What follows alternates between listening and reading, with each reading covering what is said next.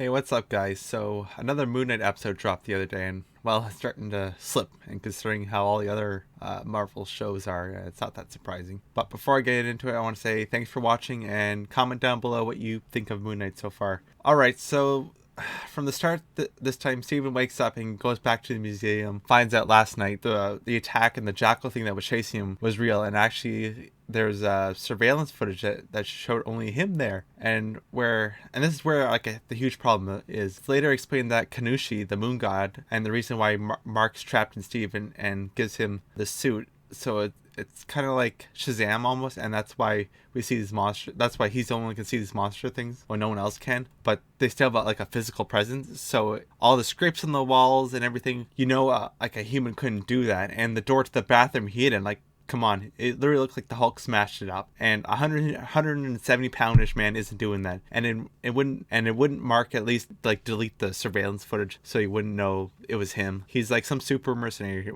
I'm sure you can figure it out, especially now because Steven knows he exists. Why would he just go and blow up his life? Because now he's fired, and at least we don't have to see the museum anymore. But on that, why would Steven go back to the museum? The place got torn up. No one likes you or even knows you really exist. It makes kind of no sense that you'd go back there, especially because the cult is looking for you, and it seemed everybody worked there because they all pull out their club membership card to the scales are us, I guess, because they all have the scales. So I don't know why you go back there. I don't know what he was hoping for. Maybe it wasn't real, but it was just, it made no sense for him to go back there. The next little bit in the episode, which I think was a wasted opportunity to explain some lore about Moon Knight, because a lot of people won't know about him at all, is when Steven finds Mark's storage locker and they have a chat, but not much is really explained because Steven is mostly just flipping out and just and he used some empty threat of like handing the money, the scarab thing, and the passport to the authorities. Like, how would that help you in any way? No one's gonna believe you. They're just gonna think you're crazy. And I don't mind the Steven being the spook, nervous guy. I mean, it would be pretty maybe traumatic to, hey, you're doing all these things. There's a guy talking to you in a mirror. You don't really believe in magic doesn't exist and all that shit. And so I don't know. He could be the spooked nervous guy, but like, you don't have to make him like stupid. Like, why are you making him so stupid? And this leads me to the next issue of Mark's wife. Not sure how long they've been together, but I guess long enough because it looks like they had a life before he was in Steven's body. And we know this because Kanushu saved Mark from him dying, and that's how he got to work for him, because he was on a deathbed or wherever he was. Maybe it sounded like he was on some mission and Kanushu found him and saved him. So wouldn't he look different from Steven? Like, that's what I think.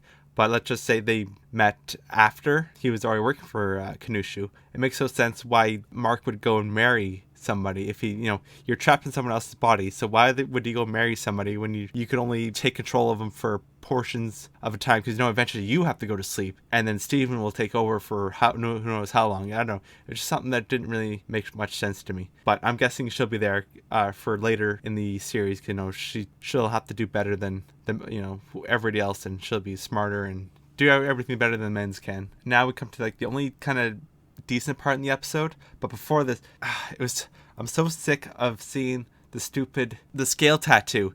Like, I don't know why Mark believes everybody. When he sees some cop show up at his house to come take him to he thought the police station, but there was later revealed they pull out their tattoos, and everyone I see that walking by, they pull out their tattoos. Why don't you just tattoo it on their face? Or why do you have to make it so apparent? Why don't you just have the people do something else than pull out a tattoo? Just walk away or do something inconspicuous. Like, I don't know. You're pulling it to make it so obvious. Like, I just want to smash my face in every time I see them pull out a tattoo. But anyways, we come to the only decent part. Was we learn about Arthur, and we learned like what kind of his plans and motivations are. And I gotta say, they're kind of dumb. We learned that he was the previous host for Kanushu, but they had a split because Kanushu punished the evildoers after they've already done it, where found this new god, and this new one punishes them before they do it. And I don't know why Steven goes right to thinking, oh, but the children, think of the children. I don't know, just kind of, was that just trying to pull on us because we think we care more? Because, can't punish those children. They might do something eventually. But, you should be thinking, well, I mean, it's kind of bad to punish anybody before they do a crime. It's kind of what we all live by, right? So, I don't know, just makes me think of the the Simpsons meme of what's her face, Maud. No, not Maud. Reverend Lovejoy's wife. To think of the children. Then Layla comes in, and I don't know. I guess she was gonna rescue him, but she didn't really come with any plan. She just kind of came in holding the MacGuffin scarab thing, and everyone's just everyone's looking for. And from the previous scene, like he's not Mark. And so he can't do all the things. He's not the super assassin. So, well, I don't know what the plan was. And they kind of just waltz out. Like, you're in a commune of all these people. I don't know why they just let him kind of run away. I mean, yeah, she punched a guy in the face. But, it's a lot of people there. It's not...